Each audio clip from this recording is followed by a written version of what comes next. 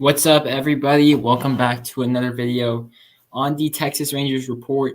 And today we have more big news as Corey Seager has signed with the Texas Rangers for a 10-year deal worth $325 million. This is super big. This is in the range of the Machado deal, the Juan Carlos Stanton deal. That was an extension. The Bryce Harper deal. This is a massive deal. And then, of course, we already signed Marcus Semien yesterday, John Gray, and we also signed Cole Calhoun yesterday. So this could be the best middle infield in the league overnight. It's crazy. Corey Seager, he's a really great player.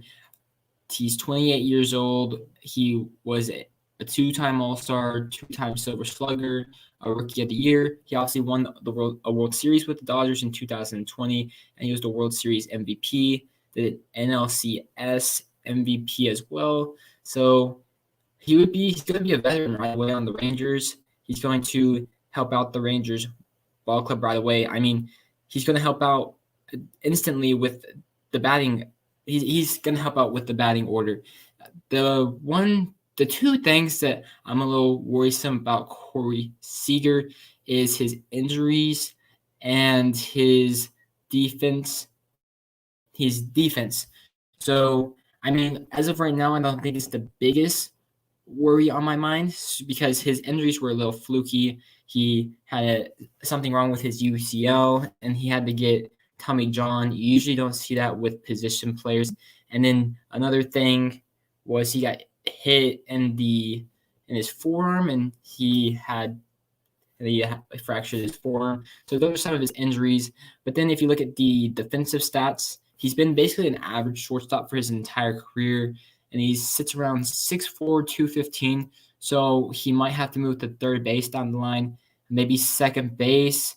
I did see that there's a no trade clause, so you never know. But right now, I don't think we should look at the negatives. When healthy, he's gonna help out this lineup dramatically and the order. And then you add in Marcus Semien, you add in Cole Calhoun, Adolis Garcia, Nate Lowe. It's looking good. It's looking good in Texas. I don't think we're done. I don't know if we're gonna sign anybody else before the lockout.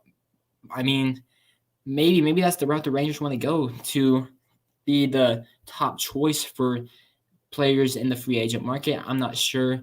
I still think we could look at another starting pitcher, another outfielder, maybe Stroman, Kershaw for pitchers. And then if you look at outfielders, maybe Chris Bryant, Kyle Schwarber, and Seiya Suzuki.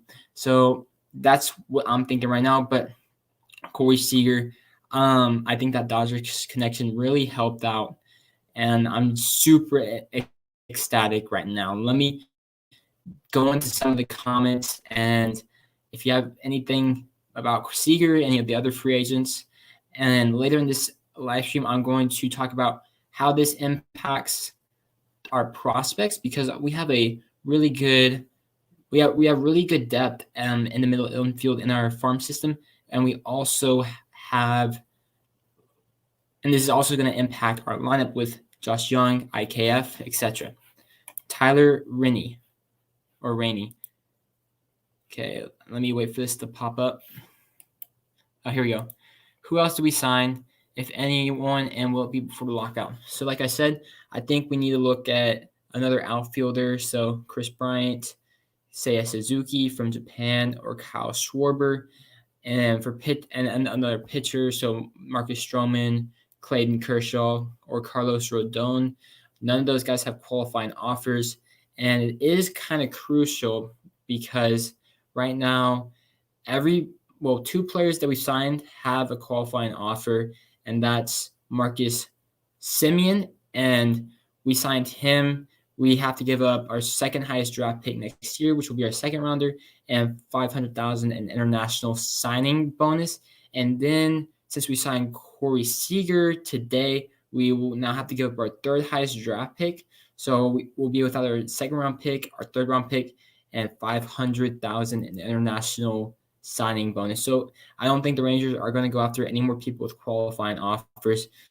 But I mean, there's still good players out there without the QO. From Ty Shepe, would you have preferred Story over Seeger? Honestly, I would still be happy if we signed Seeger. I think he's the better defensive player. He's faster. I think he could stay at shortstop over the longer period of time. But honestly, I can't really be complaining right now after we just upgraded our team over the past 2 days, and now we arguably have the best middle infield in all of baseball. So answering your question, I wouldn't have been mad if we got Story, but I'm not mad that we have Seeger either. I'm ecstatic. From Cameron Wright, thoughts on Kershaw and or Castellanos. So Kershaw, I'm down for. I know he has downside with his injury history, but I still think there's upside with Kershaw, especially since he could still be a top guy for a team like the Rangers. Obviously, he's not where he once was, and he provides veteran experience and postseason experience as well. As for Castellanos, I'm not really in on him. I love the player. He's really good with the bat, and he's super ecstatic. However, he has a qualifying offer, and he wants a 7 to 8 year deal, and he's going to want the bag. And he doesn't really have a defensive position. So personally, after we've signed 2 players that already have a QO, I'm out on Castellanos. From Dallas Sportsman, love your shirt. Thank you very much. And we could get more guys. Yeah, I think so. I don't think it's we could. I think we will. I think it's just a matter of time. Will it be before the lockout or will it be after the lockout? That's what I'm curious to see and wait on. I think after the lockout, you could get some bargain deals, but maybe the Rangers are fine waiting because they have gotten their big fish guys. So we'll just see. From Ty Shepe, what is your opening day lineup? Okay, so my opening day lineup. Obviously, you have either Jose Trevino or Jonah Heim would be the catcher, okay? I'm leaning more towards Jonah Heim. I think he has more potential with his bat, and they both provide really solid defense. So that's the catcher taken care of. I don't think we sign a catcher. And first base would be Nate Lowe. Second base, Marcus Semien. Shortstop would be Corey Seager, of course. And then now third base is interesting because I think IKF and Josh Jung will be competing for that spot in spring training. I know the Rangers really like Josh. No, they really like IKF, but they like Josh Jung as well. And I know he's super close to being major league ready. But let's just get that. Let's just say IKF wins that. So IKF at third base. And then let's just say we sign another outfielder. Let's just say Seiya Suzuki because the Rangers like their 4-1 players. So he's in left field, Adolis in center, and Cole Calhoun in right. And then let's just say Willie Calhoun is the DH. So that's my opening day lineup as of right now. So in case you all are just joining, Corey Seager has signed a 10-year, $325 million contract with the Texas Rangers. And this is extremely exciting because Corey Seager is a 2-time All-Star, 2-time Silver Slugger, Rookie of the Year, a World Series MVP. And obviously he's played in the Rangers ballpark and he's played well during that postseason. And he's going to provide really good veteran leadership along with Marcus Semien, along with John Gray, Cole Calhoun. But now, what will this do to the Rangers farm system? Because some of our biggest prospects are middle infielders. You have Josh Smith, Ezekiel Duran, both of those guys we got in the Joey Gallo trade. And we have Luis Angel Acuna, Justin Foscue. That's just to name a few. But are those guys going to be trade pieces now? Because we have Marcus Semien and Corey Seager locked up for the long term, 10 years, 7 years. So do we use one of those guys as a trade chip for another starting pitcher? We do have a lot of starting pitching depth in the organization, but you could always look for more. So Justin Foscue in a trade. I doubt they'd throw in Ezekiel Duran. I think they'd want to hold on to him. Maybe Justin Foscue for some sort of pitcher. I'm not sure. It's just, if you look at the numbers and look at the players we just signed, there's going to be a roster crunch at some point. So you just have to think, what moves will the Rangers look to make? But also, if you look at it, the Padres kind of had this similar situation. They started winning some games whenever their prospects got called up. They started signing some free agents, and they just started dealing their entire farm system. And now they were like a 500 team last year, and now their farm system is absolutely garbage. So I don't think we should be looking to trade the whole farm system, but some sort of – I wouldn't be mad if we trade one or two prospects. That's kind of what we did last year with the Nate Lowe trade. I feel like Josh Young should rotate with Willie for DH to get game time. Yeah, that actually wouldn't be bad if we're being honest, because obviously Isaiah Kiner-Falefa would be the better defensive third baseman over Josh Young. I believe in Josh Young as a third baseman, but then you could platoon Josh Young with Willie Calhoun. Although my problem with that is that there's more right-handed pitchers than left-handed pitchers in the major league, and basically, I think the Rangers would want to see Josh Young get his at bats, and I don't think he would get that with a platoon role. So I like the idea. It's just I don't know if that's best for his development. From Tyler Rainey, is Michael Conforto or Chris Taylor guy we go after? No, I don't think so. Both those guys have qualifying offers, and if we sign either of those guys, we would have to lose more draft picks. So I think there's comparable guys, talent-wise, that you could go after, and you don't have to lose a draft pick, like Kyle Schwarber, Nick Castellanos, Seiya Suzuki, those type of guys. Those type of guys I'm more interested in. Chris Taylor, not really. He's old, and that was really his best year. I'm not super interested in guys where they've only had one good year and now they're looking for the bag. And Michael Conforto, he came off of a down year. Do I think he can get back to what he was? Yes, but he's not like a superstar. So none of those guys I'm really interested in. From Dak Prescott, is Cole Calhoun going to be an outfield platoon? As of right now, no, because if you look at it, who is he going to platoon with? Although maybe later, if we sign more free agents, and then maybe like if he struggles, it could be, I could see that down the year. Maybe if Eli White is crushing lefties or DJ Peters, if those guys make the team or something, and a platoon could be worked out possibly. But as of right now, no, I see him as the starting right fielder. From Ty Sheppy, I feel like the Rangers are missing a top prospect from the outfield. Are you saying that we should have a top prospect in the outfield right now? Because our top outfield prospect, you could say Leody Taveras is a top outfield prospect. Steele Walker, we didn't protect him from the Rule 5 draft. Same with Bubba Thompson, we didn't protect him from the Rule 5 draft. I can't really think of anybody else. So our outfield prospects haven't been that great. Julio Pablo Martinez, he was kind of garbage this year. There's, multiple guys, like a lot of our infield prospects could probably go play the outfield. So, I don't know if we're missing one.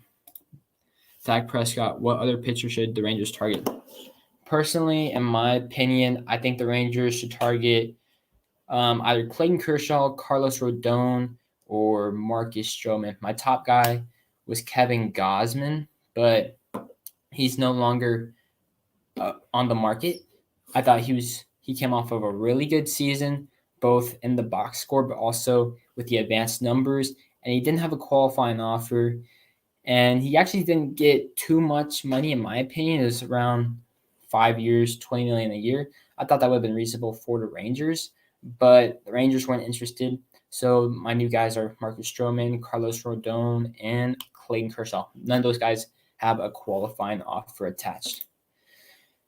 Thank you, everybody, that's on the live stream. If you have any more comments, leave them down below. I'm just getting a little water break right now. But yeah, I can't believe everybody. It's actually funny because a lot of Rangers fans say that the Texas Rangers their ownership is cheap. But if you look at the past years, our budget has been upwards of $100 million. So I wouldn't necessarily say that they're cheap, although maybe we're not signing the players that fans want. Although during this free agency, I think the narrative is probably going to change about the owners. From Ty Shippey, who do you expect to get removed out of the 40-man roster with these new signings? Yes, that's a good question. So before all the signings, the roster was at 39. So we just added 4 new players. So that brings it up to 43. So obviously we have to get rid of 3 players. I think you could easily see Yohel Pozo go. So that's one. Billy McKinney. I know we just traded for him, but he could probably be gone. Or get rid of, instead of Billy McKinney, let's just say Zach Risk. So that's 2. So we need 1 more. Let's just say Dennis Santana. That's a relief pitcher. So that's 3. That clears the 40-man. And I'm sure the Rangers are still looking to make more signings. So then maybe look at a guy like DJ Peters, Josh Spores, and then you can look at Billy McKinney, those type of guys, like fringe players to make the roster. And then maybe eventually like Eli White, Jordan Apostle, Nick Solak. I mean, I think those guys will make the roster, the Solak, White, Jordan Apostle. But you never know because these free agents are going to have safer spots than these lower tier prospects.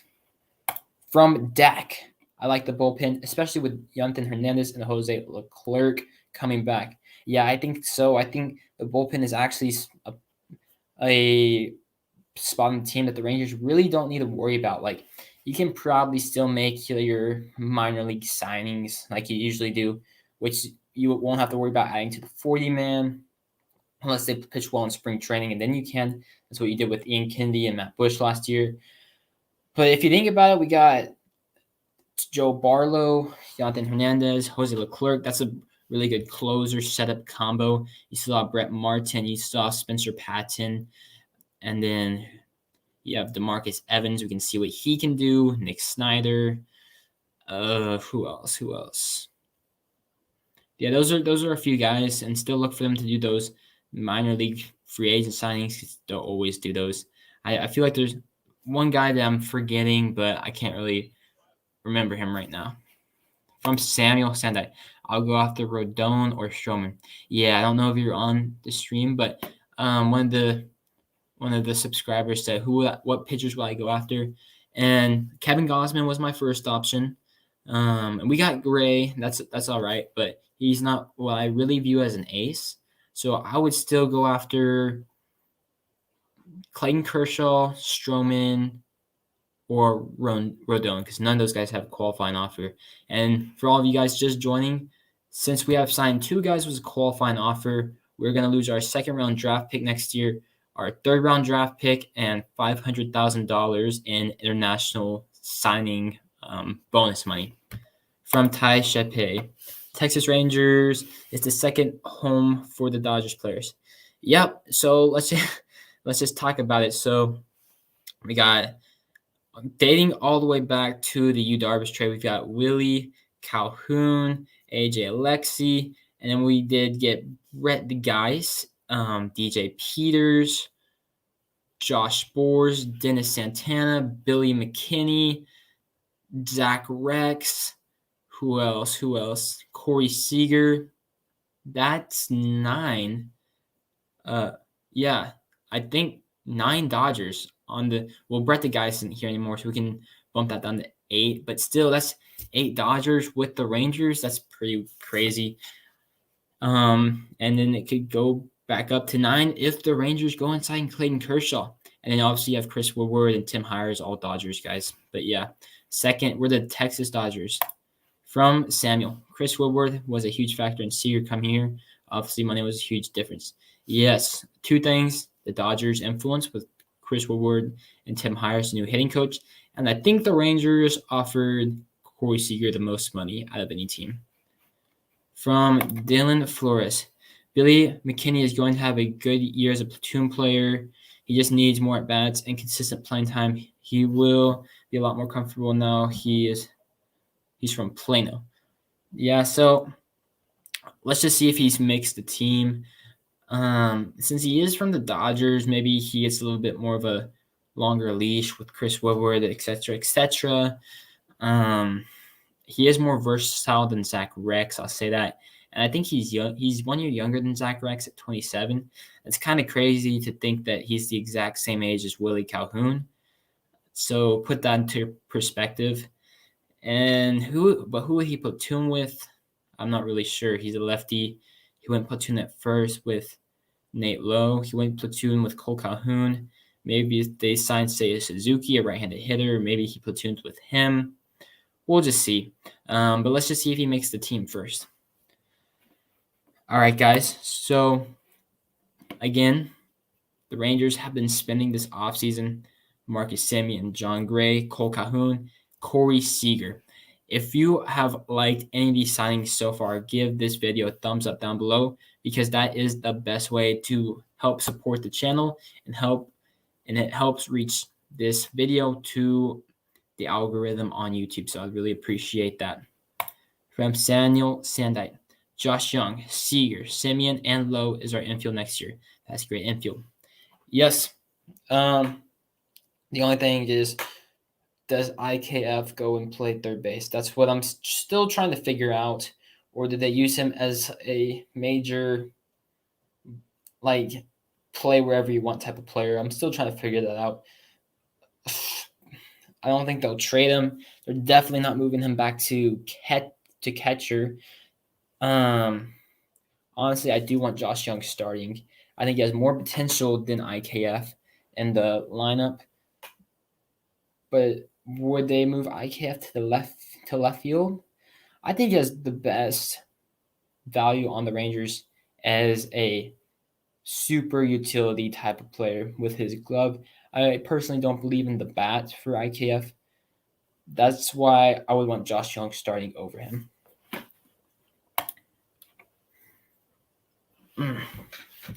So, do I think the Rangers will sign any more guys before the lockout? It's tough. I really don't know because it seems like a lot of older guys have been signing before the lockout. And they've been getting the bag. So I don't know if the Rangers really want to go after and give top dollar to any more. Do they look for a trade? It's really weird with this type of offseason, but this looming lockout has definitely created an urgency for guys to sign. As Robbie Ray signed to the Mariners, division rival. Max Scherzer signed to the Mets. And that's kind of funny because since he had a qualifying offer attached, teams lose their second highest overall draft pick. And the Mets the second highest overall draft pick for the Mets is the 11th overall pick in the first round because that's their comp for Kumar Rocker. So I'm curious which other free agents will sign before the deadline. I definitely think there will be more free agents to sign, but I'm curious which ones wait till after the lockout. From Samuel Sandite, who are DH candidates? I'm thinking Willie Calhoun. Honestly, Willie Calhoun seems like the top dog right now. But maybe you can still try to sign somebody. I'm trying to think of internal options like Eli White, no. Nick Solak, no. Maybe Andy Ibanez, like a Andy Ibanez, Nick Solak platoon. I could probably see that happening. But I don't think the Rangers would go sign like Nelson Cruz for a 1-year deal, even though that'd be kind of cool. I don't really see that happening because the Rangers are trying to get these free agents to sign with the aspirations for like to build for the future. From Ty Shepe, how do you think Ricky Vanasco will do now he's returning from Tommy John? I think he'll do fine. Maybe I'm a little biased since I'm a Rangers fan. I just think the Rangers need to get him innings and they don't need to rush him. So don't try to throw him into the majors this year. If you get him AA, maybe even AAA, no, I think that's a really good step. Every report I've heard is that he has nasty stuff for being a prospect. But I just say don't rush him. Get him the innings he needs. He's in instructs right now, I believe.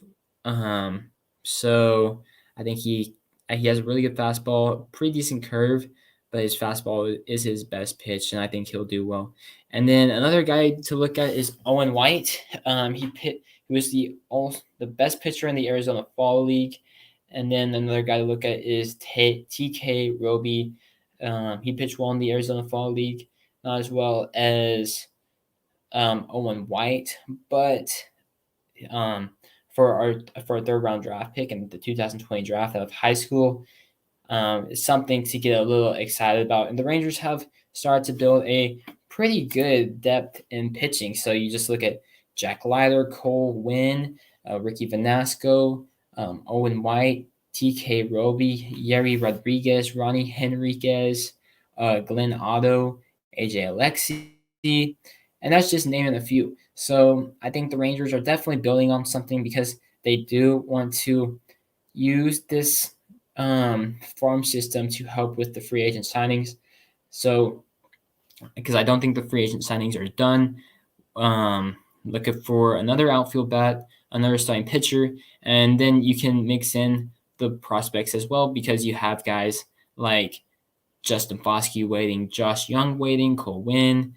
We'll see what happens with Sam Huff. Guys like Sheridan Apostle, some of those guys haven't been panning out, but that's what happens with prospects. Not all of them are going to pan out, but then there are some that will. So they're going to have to fight for it in spring training with all these free agents because roster spots are going to be slim. So that is basically it for tonight's live stream. If you have any more comments, put them down below in the comment section and I'll answer them. But if not, make sure to subscribe because I'm your number one source for all things Rangers on YouTube. And if the Rangers do make a signing later tonight or tomorrow, I will just go live tomorrow. I won't go live tonight. But it'll be interesting to see what happens if they try to sign another player before the lockout. But yeah, that's it for tonight. The Rangers signed Corey Seager, 10 years, $325 million. But thank you for everybody that's watched this video. Make sure to like and subscribe, and I'll see you all in the next one. Peace. Oh, wait, hold up. One more. The thing is I like about Semien and Seeger deal, it gives time for our center fielders time to develop. Yeah, I do agree about that. All right, everybody have a good and safe night. Bye-bye.